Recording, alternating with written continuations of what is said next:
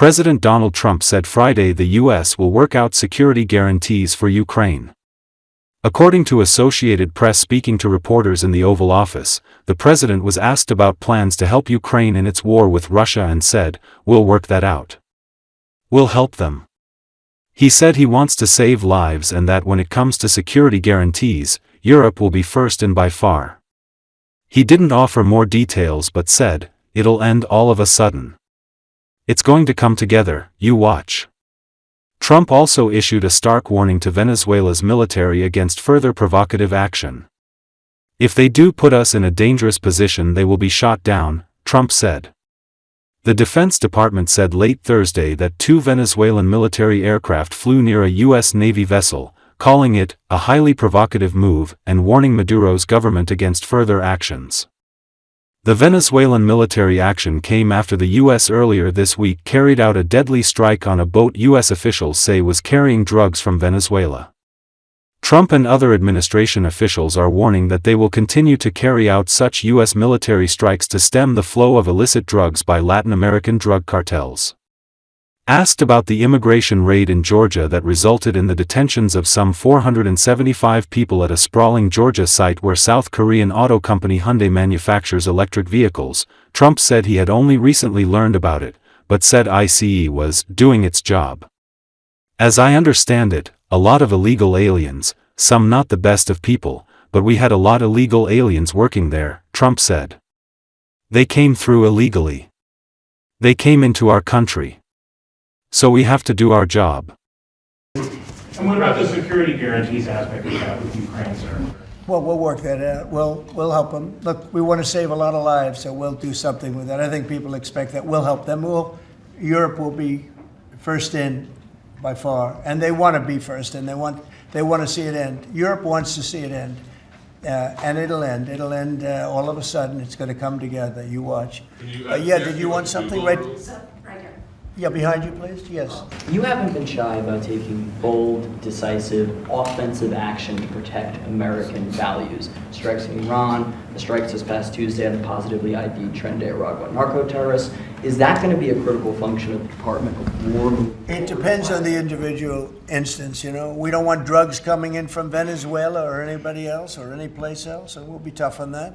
We don't want human trafficking. We don't want to see people coming in where they open their prisons from all over the world and they dump their prisoners into our country, which is what they did in the Biden administration. Also mentioned Venezuela. I want to ask one more follow-up question on that. On the U.S. strike on a boat tied to a Venezuelan drug cartel, the Maduro regime is pushing back today. In fact, they say the U.S. seeks regime change through military threat. Your reaction to those words, and also, would you like to see regime change in Venezuela? Well, we're not talking about that, but we are talking about the fact that you had an election which was a very strange election, to put it mildly. I'm being very nice when I say that. I can only say that billions of dollars of drugs are pouring into our country from Venezuela.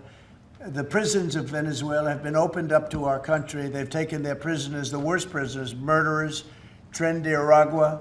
The worst prisoners that you can ever imagine are now happily living in the United States of America. Now, many of them we've gotten out. It's not easy to get them out because of the liberal system that we're working with in many cases, not in all cases. And when I see boats coming in, like loaded up the other day with all sorts of drugs, probably fentanyl mostly, but all sorts of drugs, and we're going to take them out. And if people want to have fun going on the high seas or the low seas, they're going to be in trouble. I will tell you, boat traffic is substantially down in the area that happened. They called it the runway. It's a runway to the United States. And boat traffic is very substantially down on the runway. You can imagine why. I think anybody that saw that is going to say, "I'll take a pass." I don't even know about fishermen. They may say, "I'm not getting on the boat. What happens I'm not going to take a chance." What happens if Venezuela flies jets over U.S. naval vessels again? Well, I would say they're going to be in trouble. We'll let them know about that. We heard that happen, but it wasn't really over, not like they described. But I would say, General, if they do that, you have a choice of doing anything you want, okay? If they fly in a dangerous position, I would say that you can, you or your captains can make the decision as to what they want to do, all right? Sir, how close did they get to the president? You said they didn't go over. Say it? How close did they get? You said the planes did not. Well, I don't want to talk about that, but if they do put us in a dangerous position, they'll be shut down. Great. And then on the Hyundai incident in Georgia with the arrest of some workers, construction workers at the plant, have you heard any feedback from Hyundai? I just heard about that a little while before the news conference, and I would say that they were illegal aliens, and ICE was just doing its job.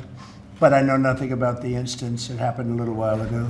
Okay? There has been some pushback on that, though, from South Korea already, and of course, they pledged to invest $150 billion in the U.S. when they were just here, last week. Are you concerned? Well, and they have the right to sell cars and things in our country. It's not like a one-sided deal. Are you concerned at all about, your immigration agenda potentially clashing with these economic goals? Well, we want to get along with other countries, and we want to have a great, stable workforce. And we had, as I understand it, a lot of illegal aliens, some not the best of people, but we had a lot of illegal aliens working there. So, look, they're doing their job. That's what they have to do. These are people that came through with Biden. They came through illegally. They came into our country, so we have to do our job. Mr. President. U.S. President Donald Trump on Friday said India and Russia appear to have been lost to China, following the Shanghai Cooperation Organization meeting in Beijing this week where their leaders stood alongside Chinese President Xi Jinping. Looks like we've lost India and Russia to deepest, darkest, China. May they have a long and prosperous future together. Trump wrote in a post on his social media platform.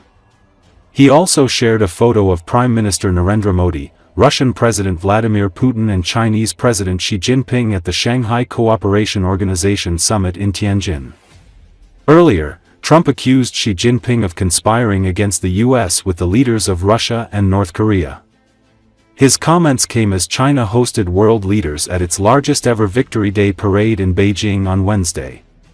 In a post on Truth Social, Trump wrote, "Please give my warmest regards to Vladimir Putin and Kim Jong-un as you conspire against the United States of America."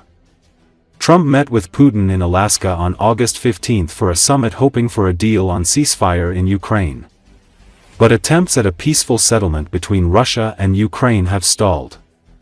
Donald Trump is losing hope for a quick breakthrough and accuses Europe and China of supporting the war, NBC News reports. According to two senior officials in the U.S. presidential administration, Trump has become more pessimistic about the prospects of ending Russia's war against Ukraine and the possibility of a personal meeting between the leaders of the two countries. However, Trump has not abandoned the idea of resolving the conflict.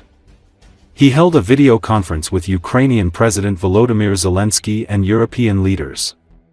During the conversation, he stressed that Europe must stop purchasing Russian oil that is funding the war. According to a White House representative, Trump also stressed the need to increase pressure on China. He emphasized that Beijing supports Russia's military actions and must bear the economic consequences. This approach differs from Trump's rhetoric during the 2024 election campaign. At that time, he confidently stated that he would be able to end the war within 24 hours of taking office. He later explained that he was speaking figuratively. Now, the U.S. president acknowledges that the conflict has proven to be much more complex than he had anticipated.